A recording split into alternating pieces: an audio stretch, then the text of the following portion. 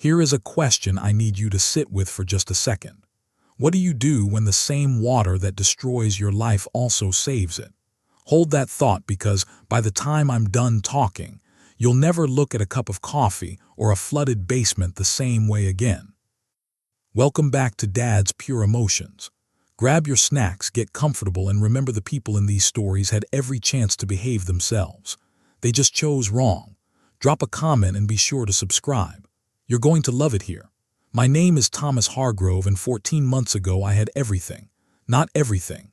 I wasn't the guy with the yacht and the vacation house in Aspen, but I had a factory, Hargrove Industrial Components, sitting on 4 acres just outside Delbrook, Ohio. 43 employees who called me by my first name. A wife named Carolyn who used to pack 2 sandwiches for my lunch because she said I always forgot to eat when I was excited about a new contract. Then the flood came. Not a slow, creeping flood. Not the kind where you have 3 days of news coverage and time to move the furniture upstairs. I'm talking about a Tuesday morning in March. The sky ripped open. And by noon, Hargrove Industrial Components was sitting under 6 ft of brown water. My CNC machines gone. My inventory gone. The filing cabinets with 12 years of contracts floating somewhere near the parking lot like sad metal boats. And I said the only thing a man can say in that moment. Well, that's that. My foreman, a big quiet guy named Victor, stood next to me. He looked at me sideways and went, "You good, boss?" And I said, "Victor, I haven't been good since 2019, but I appreciate the question." The insurance company was the first betrayal. Not the last, but definitely the warm-up act. I filed the claim within 48 hours. I had documentation, photos, 12 years of meticulous records because Carolyn always said I was obsessive about paperwork. She meant it as a complaint.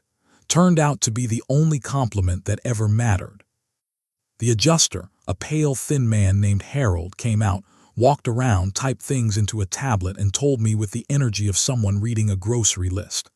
"Mr. Hargrove, the preliminary assessment suggests the flood event may fall under the Act of God exclusion clause in your policy. We'll need to conduct a full review." I stared at him. "Harold," I said slowly, "are you telling me that God specifically targeted my factory?" He blinked. "I'm saying the natural disaster classification, because if God came all the way down to Delbrook, Ohio to flood my building specifically, I feel like I deserve a reason. A note, something." Harold did not find that funny. Harold put me on a review list that apparently had no end. Carolyn left on a Thursday. Not during the flood. Not in the immediate chaos when I might have understood it. She left 4 months after, when I was deep in the middle of fighting the insurance company, sleeping 4 hours a night and surviving on gas station sandwiches. She sat across from me at the kitchen table, the one we'd bought together at an estate sale and refinished ourselves. And she folded her hands like she was about to deliver a board presentation and said, "Thomas, I've been doing a lot of thinking." And I said, "About what?" And she said, "About us, about where this is going, about whether I can keep doing this." I put down my coffee. "Keep doing what, Carolyn? Being married. I'm not built for survival mode," she said. "I need stability." "You need stability," I repeated. "I just lost 12 years of work in one morning, and you need stability." Don't make me the villain here. I looked at her for a long moment. This woman who'd packed 2 sandwiches because I forgot to eat. "I'm not making you anything," I said quietly. "I'm just nodding the timing." 1 suitcase, a box of things she had already packed, which told me the decision was not, in fact, new. She kissed me on the cheek like I was a distant relative at a funeral and walked out to a car that was already waiting at the curb. Then I went and made coffee, because what else do you do? The motel was called the Sunrise Inn. Room 114, single bed. A TV with 3 channels that worked and one that was just static, which I watched sometimes because it felt honest. I settled into a routine the way a drowning man settles into water. Slowly, then completely. Every morning I caught the 7:15 bus downtown to meet with lawyers, adjusters, contractors, and various human beings whose job was to tell me why I couldn't have my life back yet. Every evening I caught the 6:40 bus back. The driver on the evening route was a man named Earl. Earl Whitfield, big hands, a face like a map of somewhere that had seen weather. The kind of man who looked like he'd been sitting in that driver's seat since the bus was invented. He never said much. Neither did I, but somewhere around week 3, I started bringing him a coffee from the cart outside the downtown station. Just black coffee, nothing fancy. The first time I handed it up to him, he looked at it, then at me, then at the road and said, "What's this for?" And I said, "You get me home every night, seems like the least I can do." He nodded once, took the cup.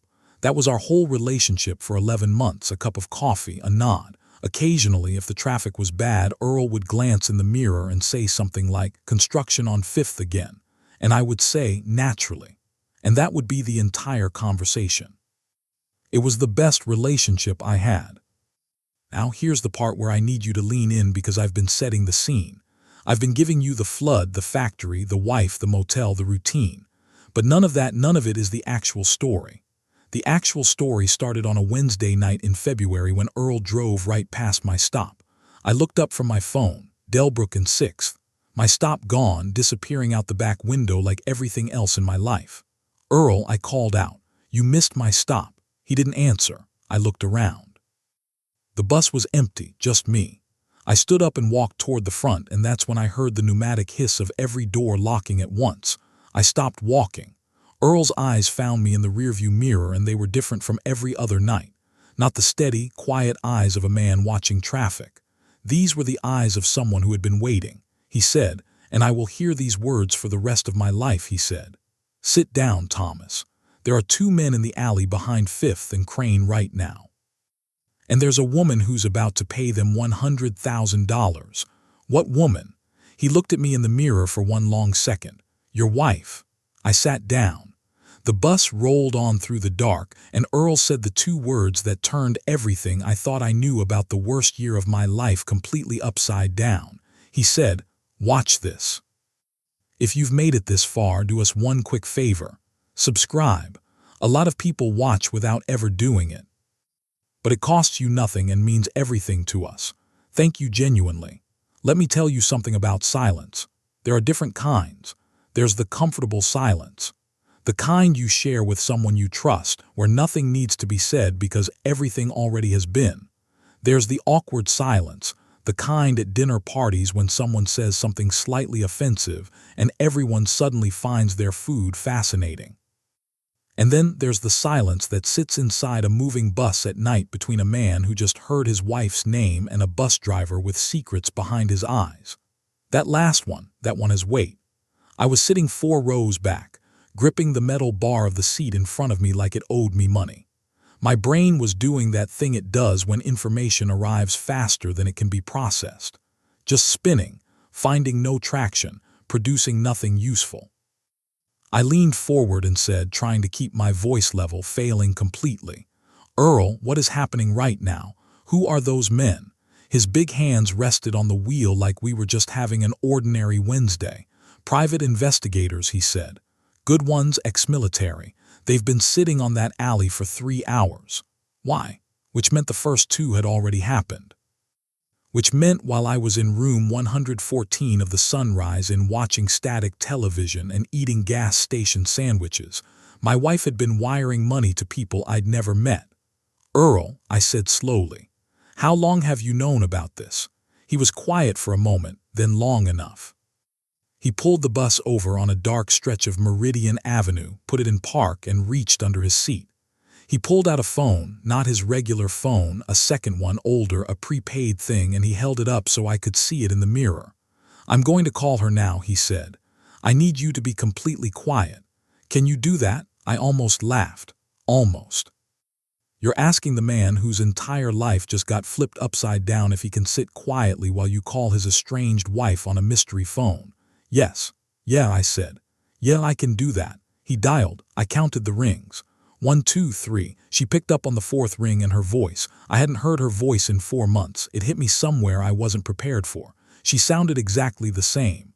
Calm, composed, slightly impatient. She said, "Hello." Earl's voice changed. Not dramatically, just slightly flatter, like he'd set something down. He said, "The drop location has been compromised. You need to pull your men out of the alley." Dead silence. 3 full seconds of it. And then this is the part I need you to really hear. Instead of saying what alley, instead of saying who is this, instead of saying any of the 1,000 things an innocent person would say, Carolyn said, "How compromised?" Earl caught my eyes in the mirror just for a second. His expression didn't change, but his eyes said, "You heard that, right?" "I heard it. How compromised? Not I don't know what you're talking about, not you have the wrong number." She dove straight into operational damage control like a woman who had been managing something complicated for a very long time. Earl said, "Compromised enough that you should be concerned." She said, "Is this Henley?" "No," shorter this time. When she came back, her voice had dropped half an octave. "Then who is this?" "Someone who knows about the levy, Carolyn." The silence after that one was so long and so heavy that for a moment I genuinely wondered if she'd hung up. Then she said very quietly, "What do you want?" I realized I was gripping that seat bar so hard my knuckles had gone white. I loosened my fingers one by one. "The levy," I said. My voice came out strange, hollow. "What does the levy have to do with anything?" Earl put the bus back in drive. "Everything," he said. "It has to do with everything." He talked while he drove slowly. The way a man talks when he's been holding something for a long time and is finally carefully setting it down. His name wasn't just Earl Whitfield, the bus driver. 8 years ago, Earl Whitfield had been a civil engineer, a senior consultant contracted by Delbrook County to assess the drainage infrastructure along the Sycamore River Basin. His job was to identify vulnerabilities, flag risks, write reports.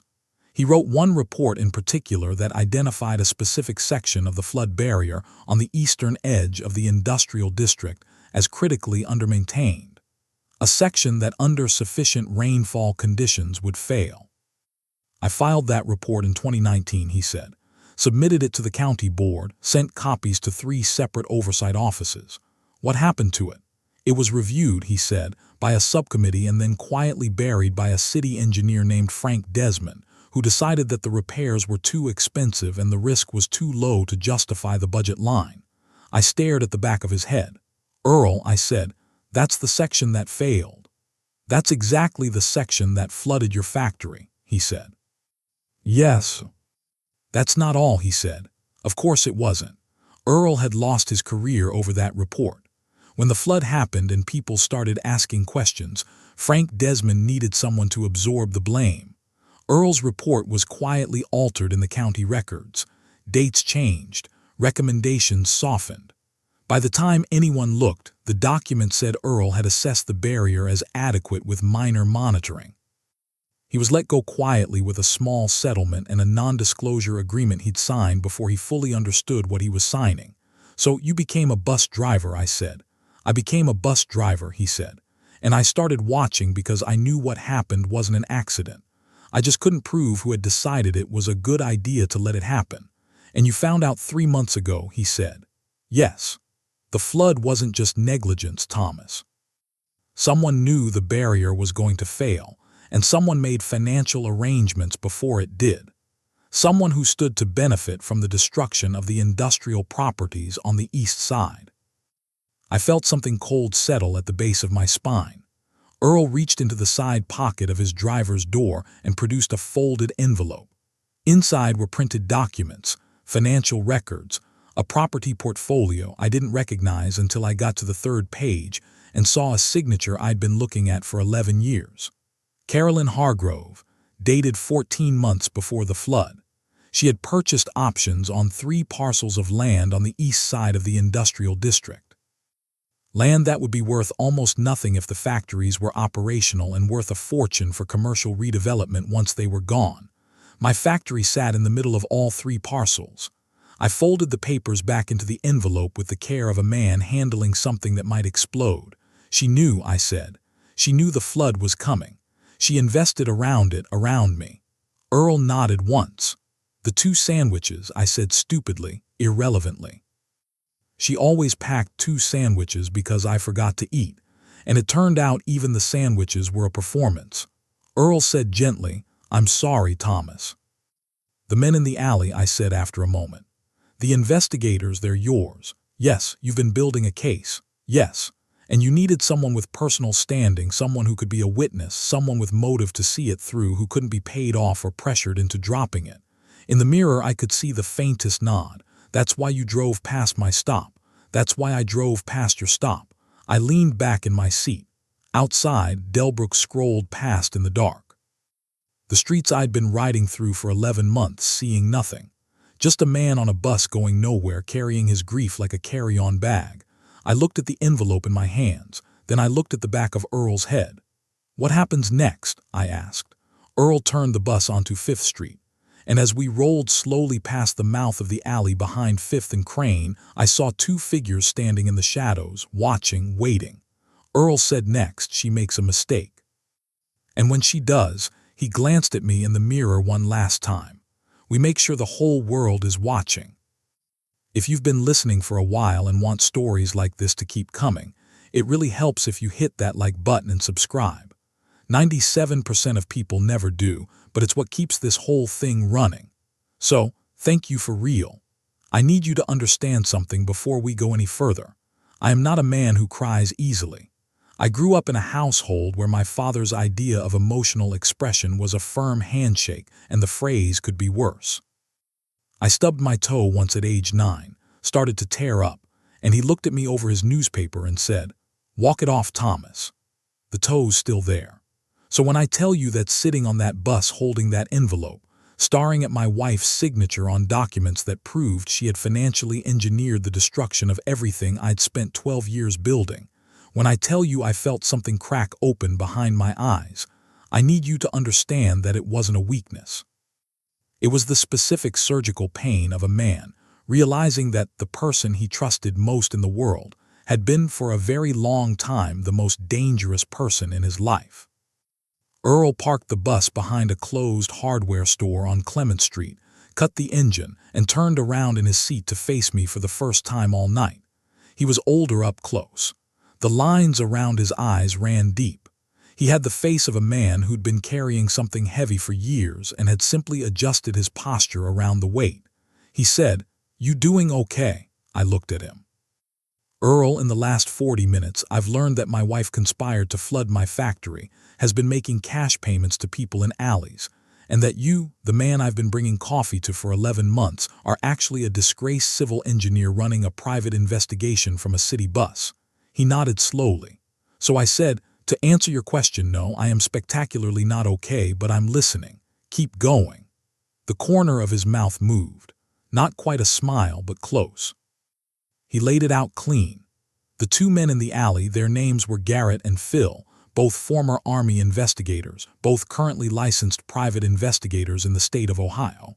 Earl had hired them 6 months ago, burning through most of what remained of his settlement money. For 6 months, they had been documenting Carolyn's movements, the payments, the meetings, the paper trail that connected her land investments to Frank Desmond. Because here was the part that made everything worse. Frank Desmond hadn't buried that report on his own initiative. Someone had asked him to. Someone had approached him 18 months before the flood with a very specific request. Let the barrier fail. Delay the repairs. When the water comes, and it will come, the report says so. Make sure the paperwork reflects that everything was adequate, that nothing could have been predicted. In exchange, Frank Desmond received a very generous anonymous deposit into an account his wife didn't know about. She approached Desmond through an intermediary, Earl said, a property lawyer named Curtis Webb. But Garrett found a payment from Carolyn's secondary account, an account you didn't know about, to Webb's firm dated 16 months before the flood. She opened it in 2018 in her maiden name, Carolyn Mercer, who became Carolyn Hargrove, who packed 2 sandwiches, who sat across from me at our refinished kitchen table and said, "I'm not built for survival mode," who had apparently been in planning mode for years. "Earl," I said, "why did she need the factory gone specifically for the land deal?" Because Hargrove Industrial Components had a right-of-way covenant on the central parcel. As long as your factory was operational, she couldn't consolidate the 3 parcels for commercial redevelopment. The covenant was buried in the original deed from 1987 and tied to active industrial use of the property. So she didn't just need the flood, I said slowly. She needed my factory. Specifically, she needed me destroyed.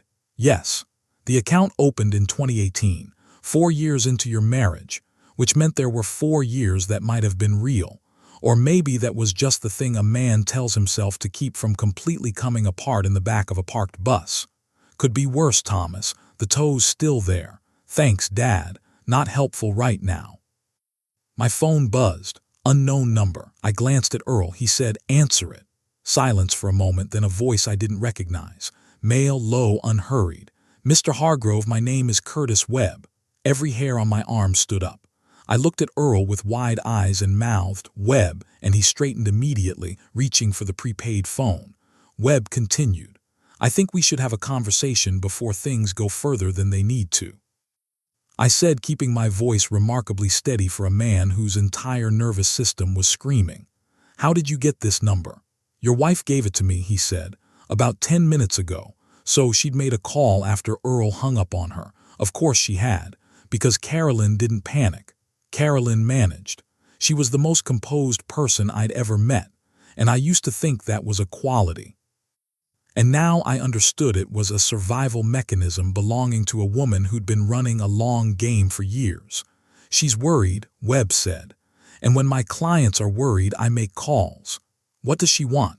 "She wants to know what it would take," he said, "for tonight to go away." I looked at Earl. Earl was already typing on the prepaid phone.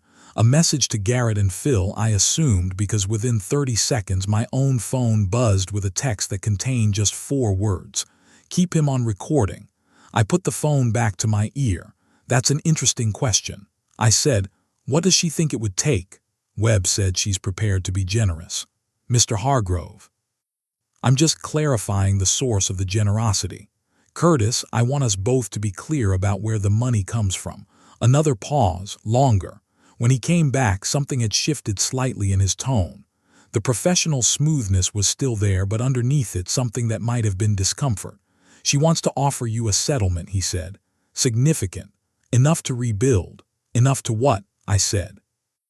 "Enough to make me forget that she sat across from me at our kitchen table while I was sleeping 4 hours a night and eating terrible sandwiches alone because she wasn't built for survival mode." Silence. "She built the flood, Curtis," I said. My voice was very quiet now. The quieter I got, the more I could feel something solid forming underneath me, something that hadn't been there since March. "She built it and she stood in it with me and she watched me drown. And then she walked out to a car that was already waiting. You tell me what number makes that okay?" Webb said nothing for a long moment. Then, "And I will remember this forever," he said very quietly away from the phone, as if he'd half forgotten I was there. "Carolyn, I don't think this is going to work." And I heard her voice in the background. Sharp, controlled, 2 words, "Make it work." Earl held up the prepaid phone so I could see the screen, a text from Garrett. "She's in a car on Clement, black Audi, 50 yards from your position. She followed the bus." I looked out the window into the parking lot.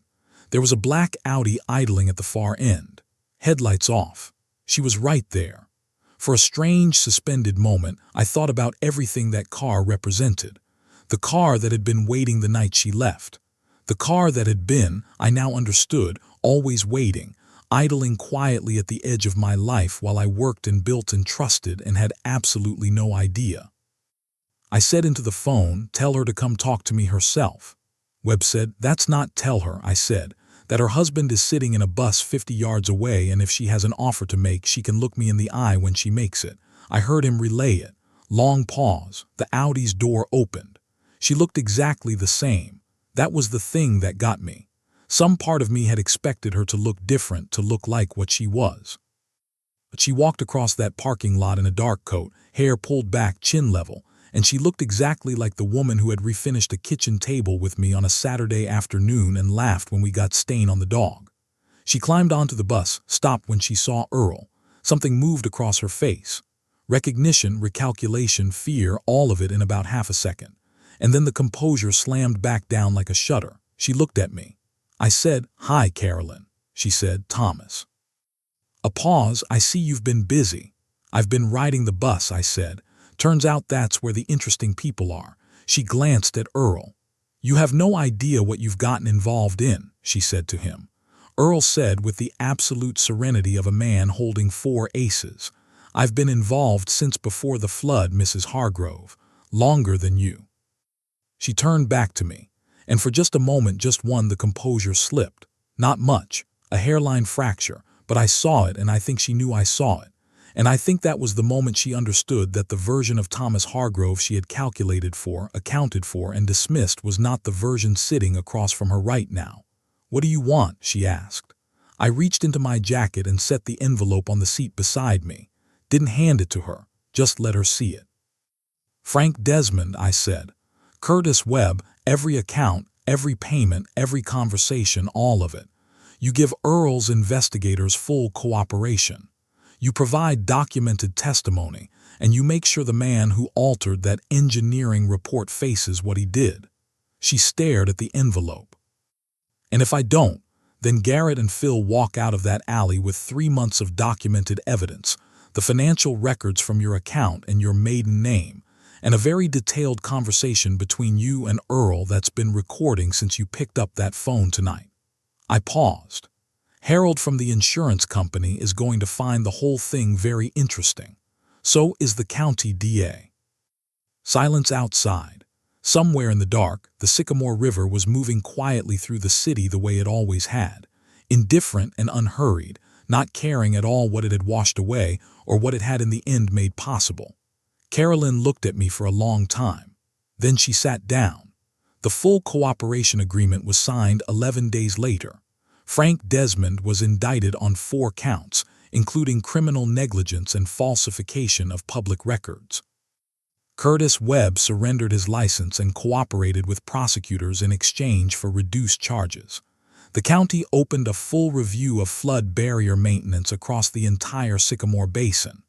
Earl Whitfield's original report was officially entered into the public record with the correct date, the correct amendments, and his name on it unaltered. He cried when they told him. He didn't think I saw. I saw.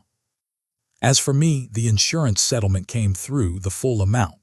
Funny how quickly Harold moved when the words criminal conspiracy and county liability entered the conversation. Hargrove Industrial Components broke ground on the new facility 8 months later. 43 employees came back. 3 new ones joined them. I still ride the bus sometimes, not because I have to.